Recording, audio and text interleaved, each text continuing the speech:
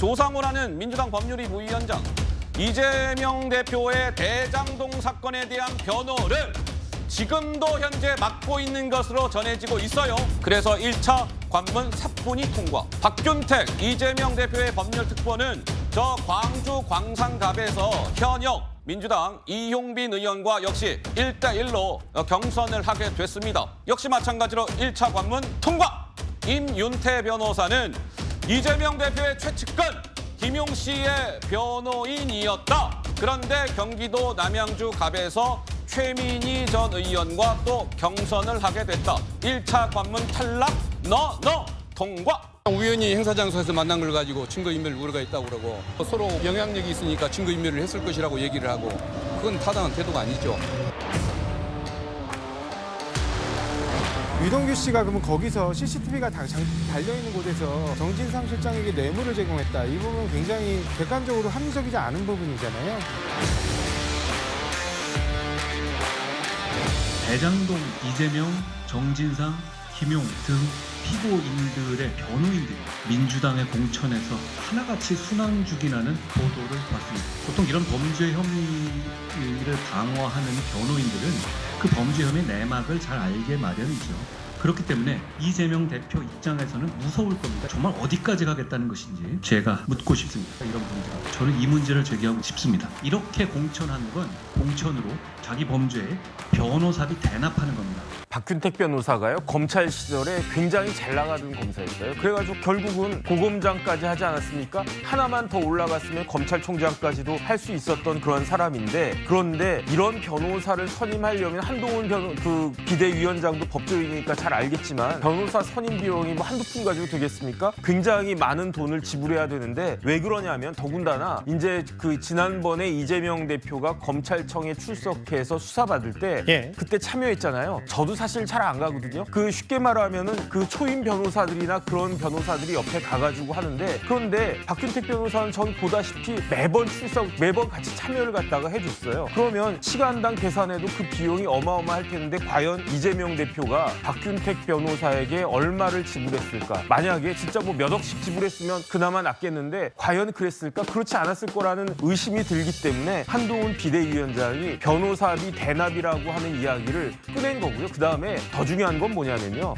오얏나무가 아래에서 간매거나 그러지 말아야 되는 거 아니겠습니까? 만약에 박균택이라고 하는 사람이 굉장히 인재이기 때문에 공천을 줘야 되겠다고 생각을 했으면 본인의 변호사로 선임하는 그런 의심을 받는 행위를 하지 말았어야 되고, 마찬가지로 박균택 변호사도 본인이 정치에 뜻이 있다라고 하면은 이재명 당대표의 변호를 사양한 것이 맞았을 텐데, 그런데 민주당 상황에선 지금 저렇게 되지 않은 것 같다. 그런 부분들이 매우 유감입니다. 저는 그런 생각이 듭니다. 지금 호남 사람들이 이제 광주 열받았는 게, 지금요 광주의 광산에 가면 박균택이라고 있습니다. 그리고 거기 변호사들이 많아요. 이재명의 변호사들이 한 6명이 이번에 출마를 하는데, 그중에 제가 알기로 한 2~3명이 지금 광주에 출마를 해요. 근데 이들한테 가산점을 엄청나게 부여를 했어요. 근데 원래는요, 장차관급은 가산점이 없습니다. 근데 고검장은 차관급이라고 그냥 알려져 있지 어떤 정부 직책에 있는 게 아니거든요.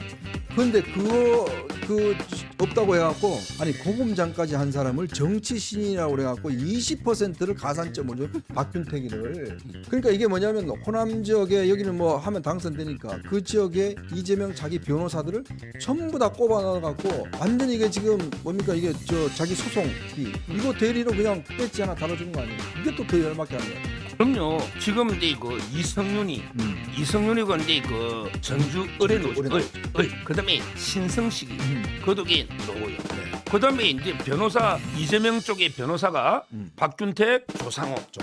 그리고 이제 정진상, 김용 변호인도요. 네, 맞아요. 최민희하고 붙는 게 임윤태입니다. 김용 변호인. 그다음에 부천에 가면요.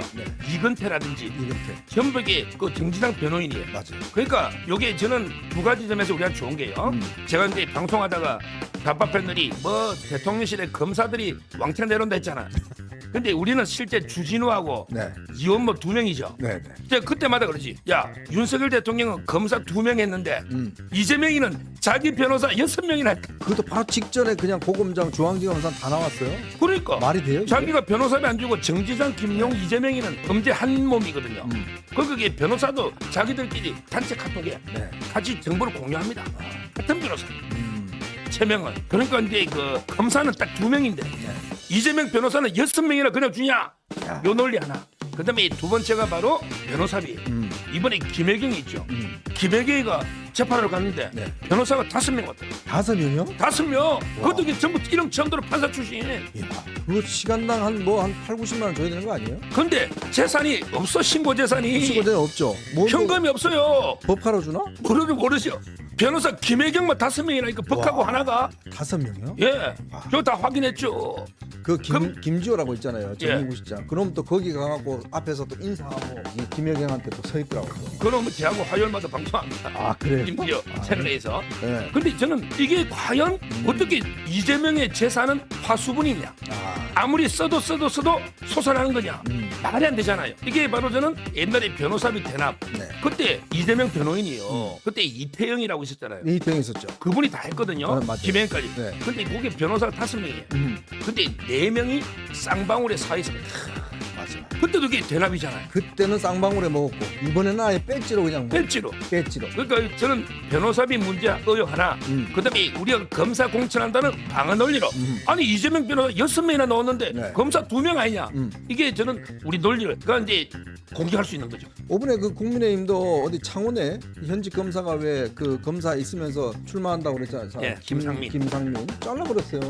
아까 제가 친한 동생입니다. 그래요? 검찰에 있을 때 제가 정보를 어. 좀 많이 받는데. 그 이번에 그냥 바로 컷오프 시켜버렸어요. 예. 그러니까 민항도 그랬어요. 아니 국민의힘 같은 경우는 현직 검사들 그렇게 있으면서 하는 거 다 이번에 공천 배제시켜버렸어요. 근데 보십시오. 검찰 정권 이야기를 하는데 진짜 검찰 정권은 누굽니까? 지금 보면 뭐 이성윤 그다음에 뭐 저 신성식이 그다음에 전부 다 이 박균택이 검사들 그냥 거기에 민주당이 수두룩해요.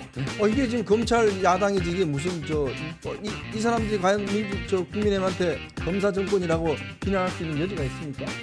지금 이제 그 훨씬 더 네. 전북이 이근태도요. 네. 다 이게 특수부 검사 출신들입니다. 야. 이분들요. 정진상이하고 김용희. 실제 김용희는 재산이 좀 있어요. 네, 네. 여의도에 뭐 있고. 근데 정진상이는 실제 신관계 얼마 없어요. 그 저기 저 어디 대장동에 그 아파트 하나 받았죠. 네, 아파트 하나 받았죠. 근데 그거는 현금이 아니잖아요. 맞아요. 근데 이런 특수부의 중앙지검의 특수부장까지 한 이런 게 분을 변호사로 쓸 수가 없어요. 그 되게 비싸다는데 제가 알기로는. 지금 정진상이가 네. 대포폰 있잖아요. 네. 대포폰으로 이 공천에 개입한다.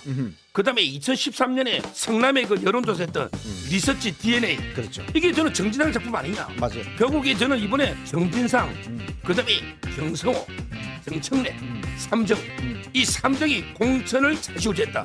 정청래, 정성호, 정진상 3명의 정씨 이자들에게 공천을 사천처럼 주물렀다. 이래 봅니다. 김만배는 변호사비를 100억을 줬다는데 도대체 이재명의 변호사비는 얼마야? 재산은 그대로인데 변호사비는 다 지불했다.